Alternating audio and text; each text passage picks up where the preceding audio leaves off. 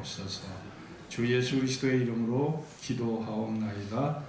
아멘. 내가 남에게 판단의 대상이 될 때가 세상을 살다 보면 많이 있어요. 가족 간에서도 판단을 받습니다. 남편은 아내의 판단을 받고요. 또 아내는 또 남편의 판단을 받고, 부모들은 자식의 판단을 받아요. 또 자식들은 부모의 판단을 받습니다. 참 하나님이 우리가 불완전한 존재이기 때문에 좀 서로 견제하게 하시지 않았나. 부부를 묶어주신 것이나 부모 자식의 인연을 맺게 하신 것, 다 이게 보면은 인생이 다 견제 체제로 돼 있더라고요. 여당과 야당이 있고요. 모든 거에 다 견제하도록 돼 있어요. 그리고 또 보면 역사를 보면 독재하는 나라는 참 갑자기 망하더라고요. 그러니까 견제받지 않은 권력, 견제받지 않는 독재는 결국은 망하게 되더라고요. 역사의 교훈 아니겠습니까? 그래서 우리가 이 잔소리 듣는 거, 견제받는 것을 부담되지만은 사실은 우리가 이거를 기쁘게 여겨야 된다 생각합니다. 왜냐?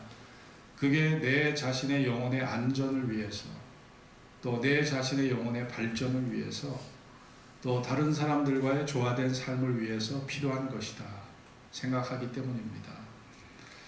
사도 바울은 고린도 교인들에게 사람이 마땅히 우리를 그리스도의 일꾼이요 하나님의 비밀을 맡은 자로 여길지어다. 우리를 하나님의 일꾼으로 여겨달라. 그리고 우리를 하나님의 비밀을 맡은 자로 여겨달라. 이렇게 요구하고 있습니다. 그리스도의 일꾼이라는 것은 헬라 말로 노예를 뜻합니다. 노예. 이 노예도 그냥 노예가 아니에요. 원문을 보니까 휘페 레테스라고 이게 나와 있어요. 노예가. 여기에 보면 일꾼이 노예예요. 노예. 일꾼하면 한국적으로는 대단히 좀 고상하잖아요. 고상하게 포장이 돼 있잖아요. 근데 이게 실제적으로 노예고, 이 휘페 레테스라는 게 우리가 배너라는 영화를 보면 그 주인공이 그 전투선의 맨 밑바닥에서 노를 젓잖아요. 그 노를 저으면서 적진을 향해 막 이렇게 전진하지 않습니까? 이 휘페레테스라는 이 일꾼이라는 말이 노예고, 그것도 아주 상노예, 노예선에서 가장 노예선 밑바닥에서 노를 젓는 그 뱃사공을 말해요. 그들에게 무슨 인권이 있어요? 무슨 자유가 있겠습니까? 자유와 인권이 없어요. 그냥 이건 완전히 도구예요. 그냥 완전히 종이지 자유와 인권이 없는 거예요. 쇠사슬에 딱 매여 있잖아요. 쇠사슬을 풀 수도 없어요. 한 걸음도 자기 마음대로 자유롭게 활보할 수가 없는 거예요. 노예들이 그렇더라고요. 근데 사도 바울이 자기를, 내가 저 노예선 저 3층 저 맨 바닥층에서 내가 노를 젓는 노예와 같다. 나는 오직 주님만을 위해서 살아갈 뿐이다. 내가 주님의 핏값으로 내가 하나님 앞에 사신 바 되는 존재이기 때문에 내 자랑이 있을 수 없고, 내 명예가 있을 수 없고, 내 지위나 권리, 이게 있을 수가 없다. 나는 온전히 주님의 것이다. 야, 그러니까 사도 바울이 자신의 그 사명에 대한 인식 자체가 우리하고는 차원이 달라요. 우리하고는 차원이 다릅니다. 우리들은 교회 와서 복 받으려고 교회 온 사람들이고, 교회 와서 위로받으려고 온 사람들이고, 축복 받으려고 온 사람들인데, 사도 바울은 중생 이후에 자신의 존재를 완전히 하나님 앞에 드리고 완전히 맡기고, 나는 주님의 노예에 지나지 않는다는 이런 존재 의식을 그렇게 하고 있었습니다. 그러니까 사명 감당이 다른 거죠. 그런 자기 의식이 있었기 때문에 순교적 각오로 사명을 감당할 수 있었던 겁니다.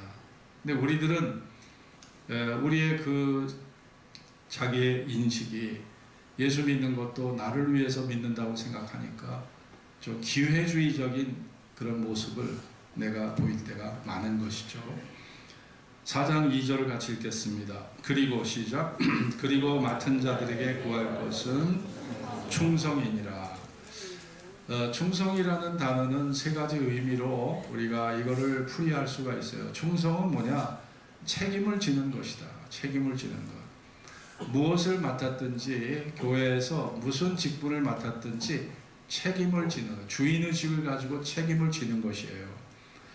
우리가 주의 일에 목사가 무관심하고 장로가 무관심하고 안수 집사님, 권사님들이 무관심하다면, 무관심하고 무책임하고 무성의하게 모든 일을 처리한다면 교회는 설 수가 없어요. 교회는 세워질 수가 없고 확장될 수가 없는 거예요. 누군가가 주인의식을 가지고 주님의 몸된 교회를 세워가야 합니다. 화단의 꽃들을 누군가가 관리해야지 그 화단이 잡초와 모든 그런 잡풀로부터 지켜지면서 아름다운 꽃을 화원이 유지가 될 수 있잖아요. 이 관리가 참 중요한 겁니다. 아이들이 가정에서 편안히 뛰놀고 행복하게 자유롭게 보낼 수 있는 것은 정말 엄마 아빠가 열심히 일하고 계시기 때문에, 엄마 아빠가 가정을 책임지는 부모님이 계시기 때문에 아이들이 참 쾌활하게 명랑하게 뛰놀 수 있고 밥을 먹고 아이들이 정말 건강하게 자랄 수 있는 거예요. 교회도 마찬가지입니다. 앞장선 일꾼들이 희생해야 됩니다. 그 희생이 바로 이게 충성이에요. 누군가가 책임지는 희생이 있어야 되는 거죠. 그 시간과 물질과 열정에 책임을 지기 때문에 교회가 돌아가는 거예요. 교회가 유지가 되는 것입니다. 그리고 충성이란 성실하고 변함없는 자세를 말합니다. 우리가 정말 기분 좋고 은혜 받을 때는 막 나를 드리는 것처럼 하다가 은혜가 식어지면 그냥 내가 언제 주님을 알았느냐는 식으로 등을 보인다면 그건 충성이라고 보기가 참 어려워요. 변덕스러운 마음속에는 충성이 깃들기가 참 어렵습니다. 우리가 사람이기 때문에 기분이 변하고 감정이 변할 수 있는 거예요. 그걸 어떻게 부정하겠어요. 그러나 눈이 오나 비가 오나 변함없이 성실하게 내 예배의 자리를 지키고 정말 찬양의 자리를 지키고 봉사의 자리를 지키는 참 그런 사람들 때문에 교회가 빛나고, 그런 사람들 때문에 주님이 기뻐하시고, 그런 사람들 때문에 주님이 사는 맛이 있으신 거예요. 정말 이렇게 성실한 분들, 이런 분들 때문에 주님께서 기뻐하시는 거죠. 충성이라는 것은 최선입니다. 내가 받은 은혜 은사 중에서 최선을 다하는 것이에요. 어떤 사람은 10달란트를 받았어요. 노래도 잘해, 얼굴도 잘생겼어, 얼굴도 예뻐, 음식 솜씨 좋아, 말 잘해, 뭐 시키는 거 뭐든지 거침이 없어. 그런데 교회 일에는 소극적이야. 10달란트를 받았는데 1달란트만 나타내고 살아요. 어떤 사람은 2달란트 밖에 받은 게 없어. 그런데 3달란트, 4달란트를 나타내는 사람이 있거든요. 하나님이 우리를 평가하시는 기준은요, 얼마를 받았느냐가 아닙니다. 달란트 비율을 보세요. 5달란트, 2달란트, 10달란트 받았느냐가 중요한 거 아닙니다. 얼마를 남겼느냐가 중요합니다. 성취가 중요합니다. 열매가 중요한 거예요. 어떤 사람은 삶의 조건이 좋게 태어났어요. 좋은 가정에서, 유복한 가정에서, 교육도 많이 받을 수 있는 좋은 부모 밑에서 이렇게 자라는 사람들. 근데 자기를 위해서는 마음껏 인생을 펼치며 살았는데 주님을 위해서는 별로 열매 맺은 게 없는 그런 사람들이 있는가 하면, 어떤 사람은 초라한 흙수저의 가정에 태어났지만 주님을 위해서만큼은 너무나 전폭적으로 헌신하는 그런 분들이 또 계시거든요. 여러분, 결국 우리가 하나님 앞에 서는 날, 누가 충성된 삶을 살았는지는 하나님 앞에 서는 날 최후의 심판의 그 순간에 이게 명명백백하게 내 존재가 드러나는 것입니다. 우리가 하나님의 일꾼으로서 우리가 또한 한 가지 생각해야 될 것은, 내가 남에게 판단받는 일에 대해서 우리가 어떻게 받아들일 것인가에 대해서 우리가 생각해 봐야 되는데, 우리 3절을 같이 읽읍시다. 너희에게나 시작. 너희에게나 다른 사람에게나 판단받는 것이 내게는 매우 작은 일이라. 나도 나를 판단치 아니하노라. 예, 나도 나를 판단치 아니하노니. 자, 남들의 평가가 있어요. 목사가 목회를 하면 교인들에게 다 제가 판단을 받고 있는 거예요. 설교를 잘하느니 못하느니, 교인들에게 관심이 있느니 없느니 제가 판단을 받거든요. 또 교인도 성도들도 목사에게 판단을 받는 거예요. 또 교인들끼리도 판단을 받는 거예요. 이 공동체 생활을 하다 보면 내 존재가 여러 사람들의 시선에 내가 오르내리고 입방아에 오르내릴 수 있는 거거든요.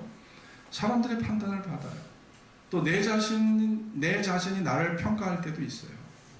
그러나 사도 바울은 최종적인 것은 다른 사람의 판단도 아니고 내 자신이 나를 평가하는 것도 아니고 최종적인 판단, 가장 중요한 절대적 판단은 하나님의 판단이다. 하나님이 나를 어떻게 보시느냐가 이게 중요하다. 그 판단에 비중을 두고 거기다가 절대치를, 가치를 두고 살아야지 너무 사람의 판단에 내 존재가 흔들리고 내 자신의 판단에 내 존재가 흔들리는 것은 하나님이 결코 기뻐하는 일이 아니라는 것입니다. 자, 여러분, 사도 바울도 남들의 판단을 받았어요. 사도 바울을 정말 긍정적으로 본 사람들이 꽤 있었습니다. 사도 바울은 늦게 예수를 믿었고, 그리고 핍박자였지만 누구보다 열심히, 누구보다 뜨겁게, 누구보다 희생적으로 전폭적으로 주님을 위해서 헌신했던 위대한 선교사고 위대한 선교의 성경의 저술가로서 사도 바울을 칭찬하는 사람이 많았어요. 로마서를 읽어보세요. 갈라디아서를 읽어보세요. 고린도 전후서를 읽어보세요. 에베소, 빌립보, 골로새, 디모데 전후서, 다 이게 사도 바울의 작품이잖아요. 그러니까 이 위대한 작품을 기록한 이 바울의 신앙과 신학이 얼마나 위대한 것을 알 수 있어요. 그런데 이런 위대한 사도 바울을 평가절하하고 이 위대한 사도를 비난하고 거짓 교사로 몰아붙이고 교회에서 쫓아내려고 했던 또 무리들이 있었단 말이에요. 야, 사도 바울 같은 위대한 사도가 어떻게 이런 부정적 평가를 받았을까 의아하잖아요. 여러분, 주 200년경에 쓰여진 데클라 행전을 보면 사도 바울은 키가 작았어요. 머리는 벗어진 대머리입니다. 눈썹은 일자 눈썹, 코는 매부리코에 다리가 이렇게 구부러졌습니다. 그러니 외모적으로 볼 때 사도 바울은요, 별로 사람들에게 매력적인 인간이 못 됐어요. 그리고 목소리가 작았어요. 목소리가 우렁차거나 기백이 있거나 그러지를 못했어요. 그러다 보니까 편지로 대할 때는 사도 바울의 품격이 느껴졌는데 막상 얼굴과 얼굴을 대할 때는 저 사람이 사도 바울이야? 사도 바울이 왜 저렇게 생겼어?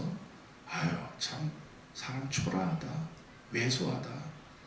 사람들이 사도 바울의 외모를 보면서 품위를 못 느끼는 거예요. 실망하는 거예요.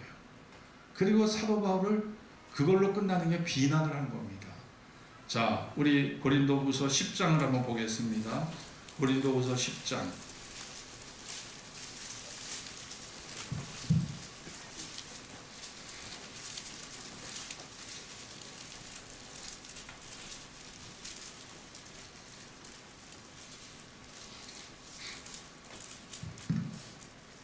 자, 7절, 1절을 같이 읽겠습니다. 너희를 시작. 너희를 대하여 대면하면 겸비하고 떠나 있으면 담대한 나 바울은 이제 그리스도의 온유와 관용으로 친히 너희를 권하고, 그 다음에 7절을 보세요. 너희는 시작. 너희는 외모만 보는도다. 만일 사람이 자기가 그리스도에게 속한 줄을 믿을진대 자기가 그리스도에게 속한 것 같이 우리도 그러한 줄을 자기 속으로 다시 생각할 것이라. 자, 너희가 참 외모만 본다. 외모, 이 사도 바울의 육체적인 조건만을 보고 있다는 거예요. 사도 바울에게 잘생긴 사람이 아니기 때문에 그렇게 육체적인 조건을 보고 있다는 거죠. 자, 13절 같이 읽읍시다. 시작. 그러나 우리는 분량밖에 자랑을 하지 않고 오직 하나님이 우리에게 분량으로 나눠주신 그 분량의 한계를 따라 하노니 곧 너희에게까지 이른 것이라. 나도 인간이기 때문에 나도 어쩔 수 없다.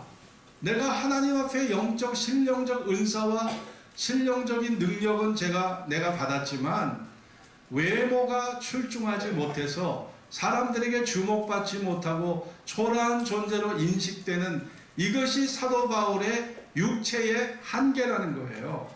그리고 나는 그 육체의 한계를 따라 너희에게 내가 일하는 일꾼이라는 거죠. 여러분, 사도 바울도 자기 한계를 인정했어요. 어쩔 수 없는 거예요. 긍정적인 평가도 있지만 부정적인 평가도 있는 거거든요. 사람이 완벽한 사람이 누가 있습니까?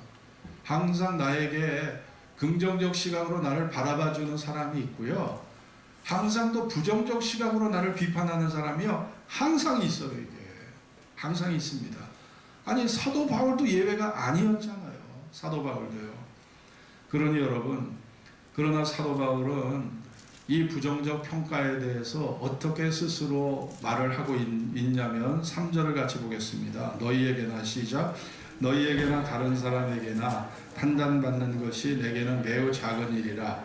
나도 나를 판단치 아니하노라. 나도 나를 판단하지 않는다. 나도 나를 판단하지 않겠다는 거예요. 왜냐? 제 친구 중에 좀 절친이 있어요. 절친이 있는데 이 친구가 최근에 대화를 하다 보니까 의처증에 걸렸더라고요. 의처증에. 그래서 내가 너 같은 교회 장로가 왜 의처증에 걸렸나? 나 이해할 수가 없다. 내가 도저히.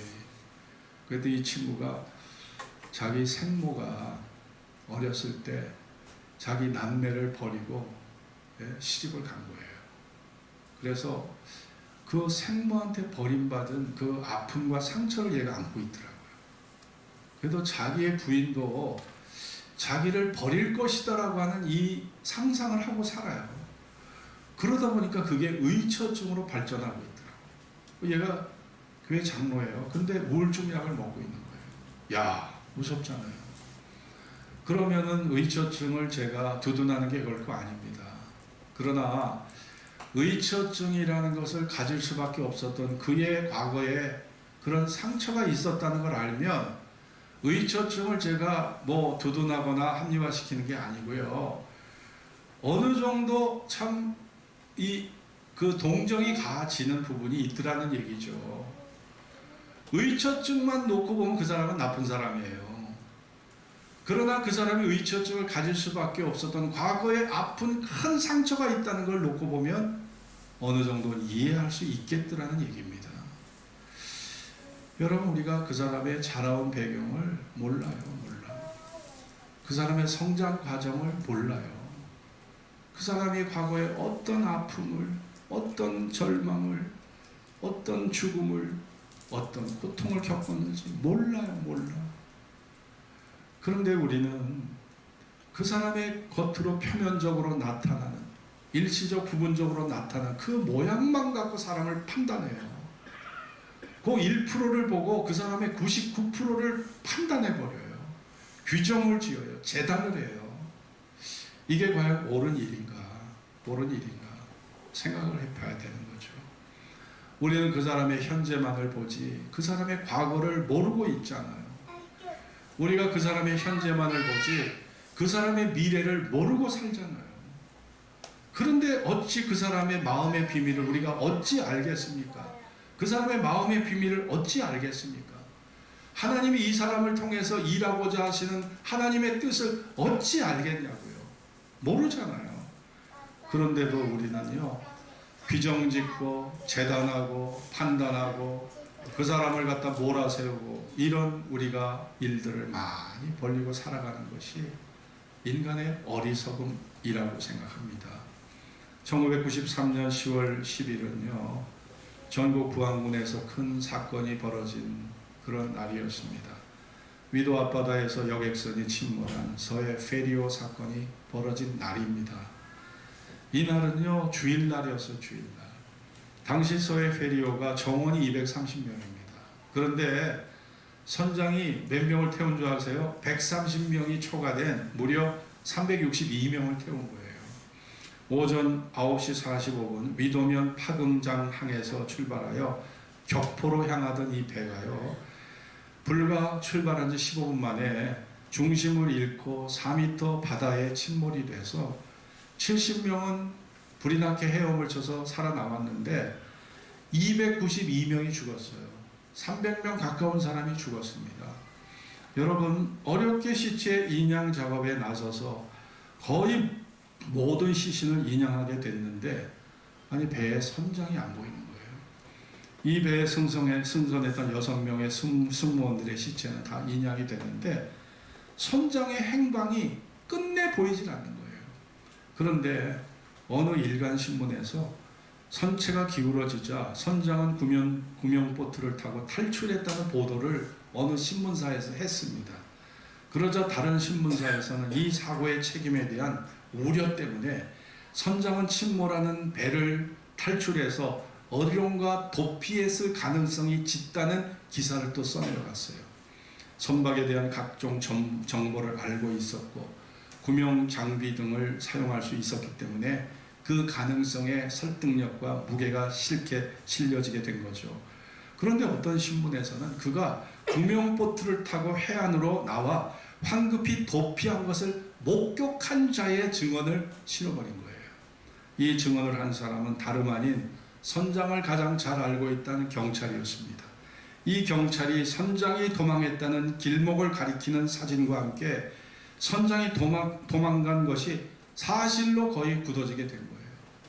그러자 국민들이 일파만파, 국민들의 비난의 소리, 원성의 소리, 비판의 소리가 막 높아진 겁니다. 저런 인간은 잡아서 다 그냥 족쳐야 된다, 죽여버려야 된다. 그리고 선장의 가족들조차 집 밖으로 나갈 수가 없어요. 선장의 가족들조차 사람들의 앞에 고개를 들고 설 수 없을 정도로 이 선장을 그냥 만신창이로 그냥 완전히 비판으로 짓이겨 놓은 거예요. 그런데 그런 신문 보도 이후 딱 3일이 지난 시점에서 사고당한 배 밑창에서 선장의 시신이 발견된 거예요. 죽음의 시점이나 발견된 위치를 고려해 볼 때 선장이 탈출한 게 아니었어요. 오히려 마지막까지 필사의 노력으로 승객을 구하기 위해 노력했다는 것이 알려지게 된 겁니다.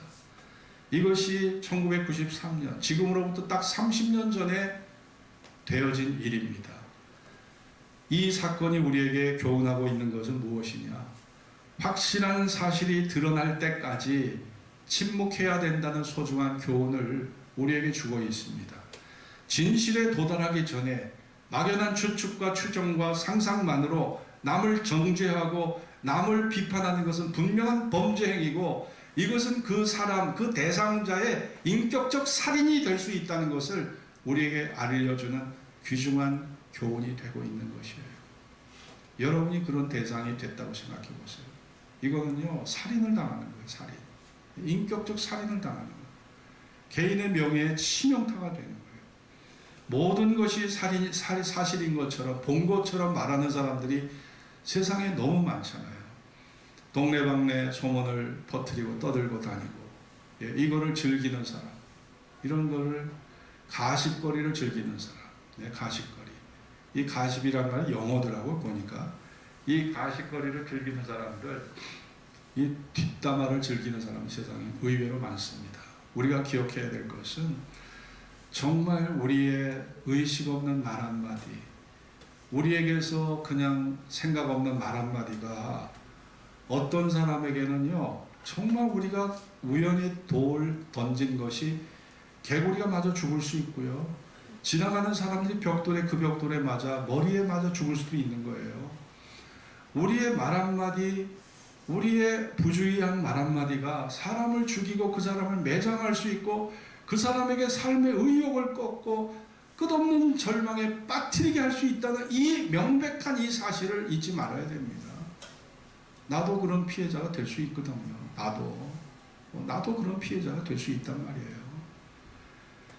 우리도 동일한 약점을 갖고 있는 존재이기 때문에 여러분 그렇습니다. 우리가 가장 중요한 것은 하나님의 평가예요. 하나님의 평가. 4절을 같이 읽읍시다. 내가 자책할 내가 자책할 아무것도 깨닫지 못하나 그러나 이를 인하여 의롭다함을 얻지 못하노라. 다만 나를 판단하실 이는 주시니라. 내가 충성된 종인지 내가 악하고 게으른 종인지 내가 선한 편에 서 있었는지 악의 편에 서 있었는지 내가 책임지고 주님을 위해서 의로운 마음으로 선한 동기로 살았는지 아니면 자기 욕심으로 살았는지 하나님이 아신다는 거예요. 마음을 지으신 마음의 비밀을 아시는 그분이 지금 이 순간에도 손바닥 보듯이 모든 걸 다 알고 계시다는 거예요. 그러니까 최종 판단, 최종적인 심판은 하나님의 몫이라는 거예요. 이것이 인간의 몫이 아니라 최종적인 판단은 하나님의 몫이라는 겁니다. 그런데 인간들은요 하나님의 자리에 내가 앉을 때가 많아요. 내가 하나님이야. 내가 하나님이고 내가 재판장이야. 내가 하나님이 돼서 내가 재판장이 돼서 함부로 사람들을 재단하고 규정짓고 판단하고 평가하는 경우가 얼마나 많은지 몰라요. 우리가 지금까지 그렇게 살았어요. 제가 그렇게 살았어요. 제가 그렇게 살았다고요. 제가 하나님이었어요. 제가 재판장이었어요.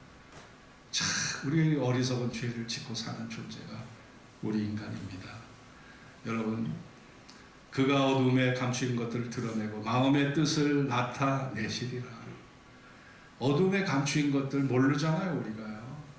또 마음의 뜻을 우리가 어찌 알겠습니까? 그것은 하나님의 영역이고 하나님의 몫인 거예요. 그러니까 최후의 심판 때까지 의로운 재판장이 심판하실 때까지 우리가 섣부른 판단을 하지 말고 비판하지 말고 규정 짓지 말고 우리가 하나님 앞에 모든 것을 맡겨야 한다는 것입니다. 그때 각 사람에게 하나님으로부터 칭찬이 있게 될 것이다.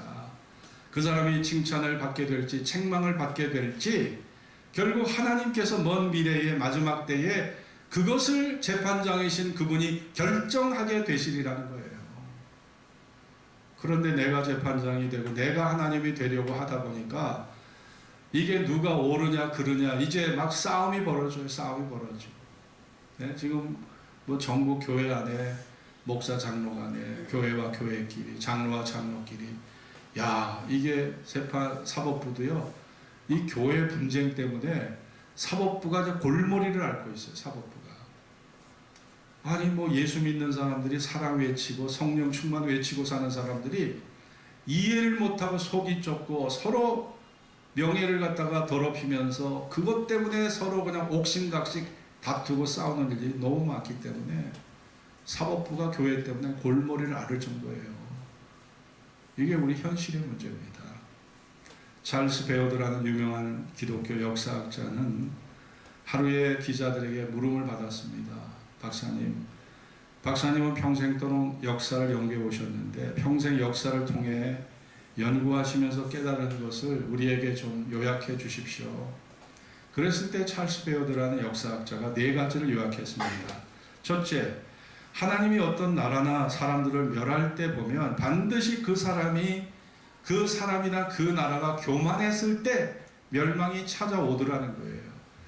개인이 교만하거나 나라가 교만하면 멸망이 찾아오더라는 겁니다. 그래서 우리가 이 교만을 조심해야 된다. 두 번째, 하나님의 심판의 맷돌은 너무나 천천히 돌아가서 사람이 의식을 못한다는 거예요. 그러나 50년이 지나고 100년이 지나고 200년이 흘러간 시점에서 보면 하나님이 얼마나 적정하게 적당하게 심판하셨는지 그 역사의 면면에 하나님의 심판의 그림이 그려지게 된다는 거예요. 하나님의 맷돌은 너무나 천천히 돌아가기 때문에 이 심판을 하시는지 안 하시는지 우리는 모를 정도다. 의식이 안 된다는 거예요. 그러나 50년, 100년, 200년이 지난 시점에 보면 하나님이 엄격하게 심판을 하셨다는 걸 알게 된다는 겁니다. 셋째, 하나님의 의와 계획은 반드시 이루어진다. 마지막에 가면 의는 의로, 불의는 불의로, 선은 선으로, 악은 악으로 드러나게 된다.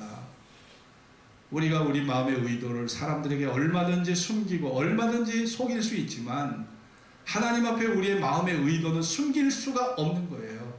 세월 속에서 이것은 면면이 드러나게 된다는 것이고, 네 번째, 역사의 면면을 살펴보면 하나님의 의의 등불은 완전히 꺼진 경우가 없다는 겁니다. 정직이 무너지고 진실이 무너지고 정의가 무너지는 것 같아도 그 의와 진실과 정의는 살아있어서 마침내 승자가 된다는 것을 찰스 베어드가 말을 한 것입니다. 히브리 9장 27절에도 한 번 죽는 것은 사람에게 정하신 것이요 그 후에는 심판이 있으리라 말씀했습니다. 한 번 죽는 거 사람에게 정한 거예요. 그리고 그 후에는 심판이 있어지는 겁니다. 사람이 무엇으로 심든지 그대로 거둘 것이다. 자기 육체를 위하여 심는 자는 육체로부터 썩어지는 것을 거두고 성령을 위하여 심는 자는 성령으로부터 영생을 거두리라 말씀했습니다. 결산의 때, 심판의 때에 반드시 보상과 상급이 주어지게 될 거라는 것이에요. 1945년 2차 대전 당시 독일군이 패한 후에 그 당시 나치 당원이 800만 명입니다. 히틀러를 추종했던 나치 당원이 800만 명이었어요. 이 800만 명의 그런 인명이 들어있는, 이름이 들어있는 명부가 발견됐습니다. 이 사람들은 한때 나치당에 소속되어 있음을 자랑스럽게 생각하고 히틀러의 추종 세력이 되어 있다는 걸 자랑스럽게 생각했던 사람들입니다. 왜냐하면 히틀러 당시 나치당에 가입한다는 것은 부와 권력과 특권을 의미했기 때문이에요. 그런데 독일이 패전한 후 시대가 바뀌어지게 됩니다. 사정이, 모든 내부의 사정이 바뀌어지게 돼요. 800만 명 나치 당원의 명부에 기록된 사람들의 운명은 이제 재판을 받아야 되고 수용소에 갇혀야 되고 그리고 죽음의 심판을 받아야 되는 무리들로 이게 바뀌어지게 됐다는 사실이에요. 여러분, 성도 여러분, 시대가 바뀌어진다는 것을 아셔야 됩니다. 지금은 인본주의적 시대입니다. 인간 중심의 시대입니다. 과학기술 중심의 시대입니다. 모든 것이 인간의 만족과 쾌락을 따라 살아가는 시대입니다. 여러분, 수단과 방법을 가리지 않고 자기의 목적을 위하여 살아가는 사람들이 승승장구해 보이지만 여러분, 시대가 바뀌고 예수 그리스도가 왕권을 가지시고 의와 진리와 공의와 사랑으로 다스릴 나라가 되면 모든 것이 바뀌어지게 됩니다. 모든 지위가 바뀌어지고 우리의 존재가 바뀌어지게 될 겁니다. 우리는 그 나라를 바라보면서 살아가야 합니다. 하나님이 이루실 그 나라, 하나님이 세우실 그 나라를 바라보며 살아가야 합니다. 주를 위해 충성한 자들은 마침내 하나님의 약속대로 큰 영광을 얻게 될 것입니다. 우리 모두 그날을 바라보면서 오늘 내게 맡겨주신 그 직분에 충성을 다하며 하나님께 영광을 돌리는 그런 저와 여러분이 될 수 있기를 주의 이름으로 축원합니다. 기도하겠습니다. 오늘 주신 말씀을 우리가 기억하면서 정말 사람에게 판단받는 것이 매우 부담되고 매우 피곤한 일입니다. 내 존재가 왜 판단을 받아야 되는지, 그런 문제 때문에 교회 생활을 꺼리고 은둔형 외톨이가 되는 경우가 세상에 많이 있고, 사람에게 판단받는 것 때문에 정신질환, 심리적인 압박감을 겪는 경우도 너무나 많이 있습니다. 사도 바울은 인간의 판단을 매우 작은 일로 여겼습니다. 왜냐? 인간은 우리의 현재는 볼 수 있고 1%는 볼 수 있지만 내 존재를 알 수 없고 나의 과거와 나의 미래를 알 수 없기 때문에 사람의 판단을 그렇게 큰 비중으로 다루지 않았습니다. 저와 여러분도 사도 바울처럼 사람의 말에 희롱당하지 마십시오. 사람들의 말 때문에 여러분의 입지와 여러분의 삶의 근간이 흔들리지 않기를 바랍니다. 말씀으로 중심을 세우시고 우리가 바라봐야 될 분은 우리의 의로운 심판장 예수 그리스도, 최후의 심판자 의로운 하나님을 바라보고 살아야 됩니다. 나도 나를 알 수가 없는 거예요. 내가 나를 과대평가하면 교만이 되고요. 우월감이 되고요. 내가 나를 과소평가하면 그것이 열등감이 되고 자신감을 잃어버리는 의기소침의 자리에 내가 떨어지잖아요. 내가 나를 잘못 판단하면 이런 일들이 벌어집니다. 그러니 판단하는 것이 얼마나 우리에게 큰 상처와 아픔을 줄 수 있는지 우리가 생각하면서 하나님만을 의식하고 진실하고 정직하게 살아가는 우리